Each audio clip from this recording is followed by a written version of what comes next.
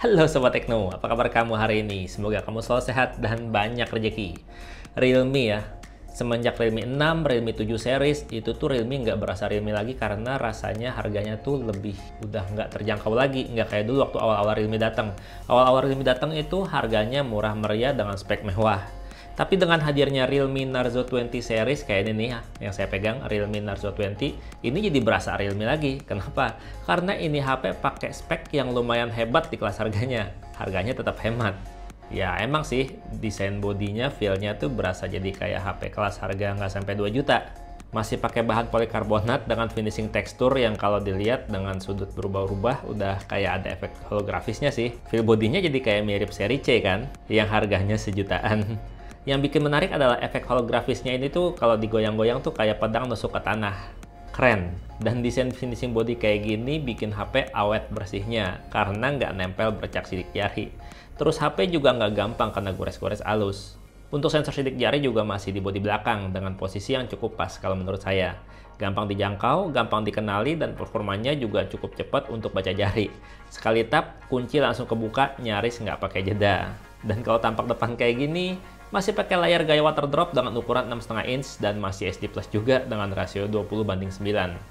Kualitas visualnya udah cukup bagus sob, nggak burik. Nggak kayak netizen bilang kalau SD Plus itu burik. Ini dilihat dari berbagai sisi tetap jelas dan jernih. Walaupun dipakai di luar ruangan siang hari juga masih cukup nyaman untuk dilihat layarnya. Dan kalau buat main game yang butuh banyak jari, layarnya ini juga udah support 10 sentuhan berbarengan. Dan kalau lagi asik nonton video, terus ada pesan yang masuk, kita nggak perlu manual.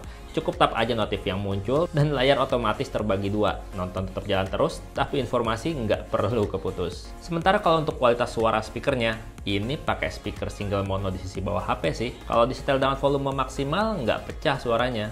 Cuma agak nggak enak aja dengernya. Berasa hilang detail suaranya. Pakai headset atau earphone ya sob, buat dengerin suara speakernya yang kayak gini.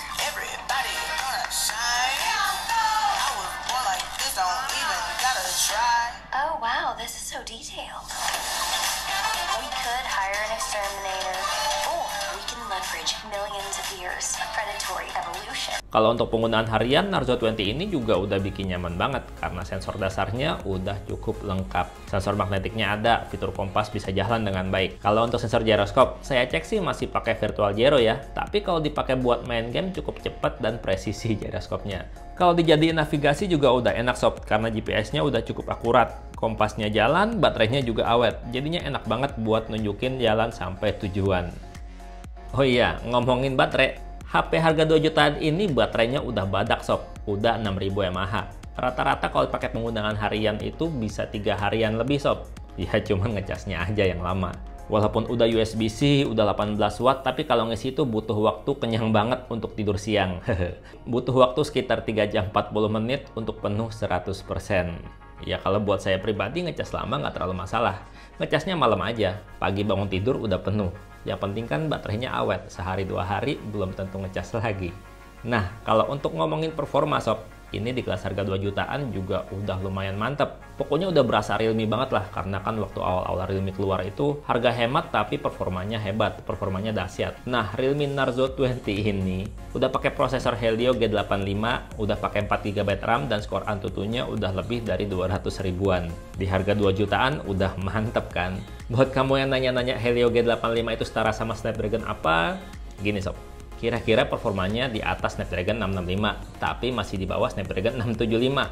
Dan kalau performa CPU-nya sebenarnya sih persis mirip dengan Helio G80 karena emang sama. Perbedaannya adalah di GPU-nya pada Helio G85 di overclock jadi 1 GHz. Jadi kalau buat main game ya tentu aja udah mantep. Ya setidaknya untuk di kelas harga 2 jutaan lebih dikit gitulah. Ini udah mantep buat main game. Kayak kalau main Mobile Legends misalnya, udah support mode high frame rate, dan kalau dipakai main game dengan settingan grafis maksimal, mentok rata kanan, kayak yang kamu lihat di layar nih, frame rate-nya stabil banget, jarang banget ngedrop. Hampir nggak pernah ngedrop malah. Mantep banget.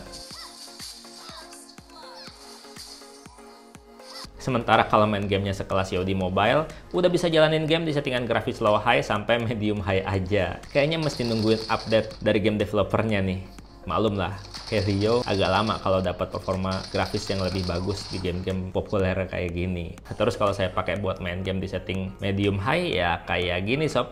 Saya ngerasain berasa berat buat mainnya. Agak berasa ngedrop frame gitu kalau buat main game ini. Ya, tapi masih cukup nyaman sih. Tapi kalau buat gyroscope-nya, ini udah mantap banget. Buat bidik musuh, udah cepet ngikutin gerak smartphone. Ya, pokoknya overall untuk buat main game COD Mobile masih cukup asik. Nah, kalau buat main game yang lagi ngehits ini, game Genshin Impact yang ukuran filenya asli gede banget, yang sampai 8 gigaan. Sampai ini bisa jalanin game dengan standar grafisnya di settingan low. Dan kayak kamu lihat di layar nih, kalau main pakai settingan grafis nggak diubah-ubah apa adanya. Kayak gini sob, kamu bisa nilai sendiri kan dari apa yang kamu lihat. Naruto 20 juga masih nyediain slot kartu memori khusus. Udah dedicated, nggak perlu gantian sama SIM 2. Posisinya di sisi kiri. Dan kalau saya cek nih ya, slot kartunya ini belum dikasih cardhead pengaman. Jadi kayaknya kita mesti hati-hati ya, jangan sampai kena cairan. Bisa-bisa kebobolan. Kalau buat kebutuhan selfie, HP ini juga punya kamera depan 8 megapiksel dengan aperture f2.0, belum ada LED flash, tapi udah ada screen flash buat foto-foto di kondisi yang agak gelap. Untuk hasil foto selfie-nya juga udah cukup bagus sih kalau saya bilang. Udah cukup mantep, udah cukup asik buat dipajang di sosial media. Detailnya dapet, dan warnanya juga udah lumayan oke.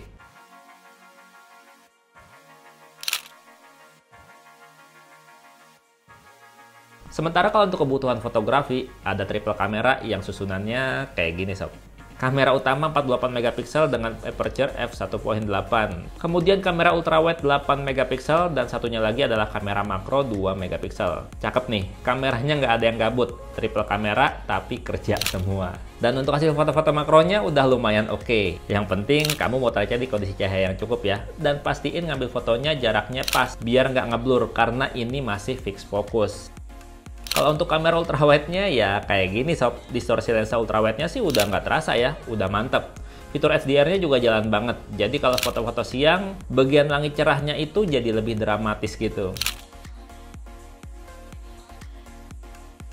Dan kalau untuk foto-foto mode auto ya cakep untuk kelas harganya, detailnya dapet, dan warnanya juga udah bagus. Tapi kalau menurut kamu warnanya berasa kurang cetar, ya tinggal hidupin aja mode chroma busnya. Warnanya jadi lebih berani, lebih medok. Nah, di kelas 2 jutaan juga ini udah punya night mode yang hasilnya kayak gini. Udah lumayan lah, udah ada, walaupun jauh dari sempurna.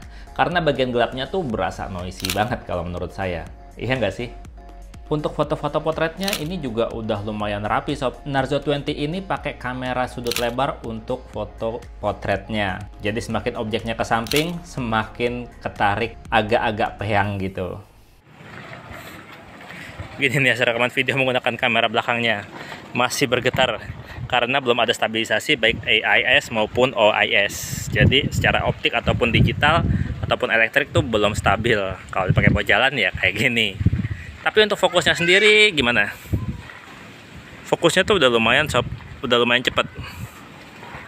Kalau dilihat ya tuh, pindah fokusnya tuh udah lumayan loh. Nah, seperti kamera belakangnya tadi, kamera depannya ini juga belum ada stabilisasi. Jadinya kayak gini, masih bergetar, masih goyang-goyang kalau dipakai buat rekam sambil jalan kayak gini.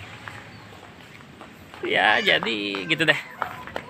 Overall ya, kesimpulan dari saya nih, di kelas harga 2 juta lebih dikit, Realme Naruto 20 ini masih cukup worth it sih dipilih. Ya walaupun ngecharge-nya masih cukup lama ya, tapi ini baterainya super awet dan ini udah USB-C. Secara performa juga udah wow, udah mantep di kelas harga setara. Ya walaupun untuk kameranya masih kurang optimal. Kalau menurut kamu sendiri, gimana sob Realme Naruto 20 ini? Coba deh komentar. Dan Mark pamit, sampai jumpa di video berikutnya. Bye-bye.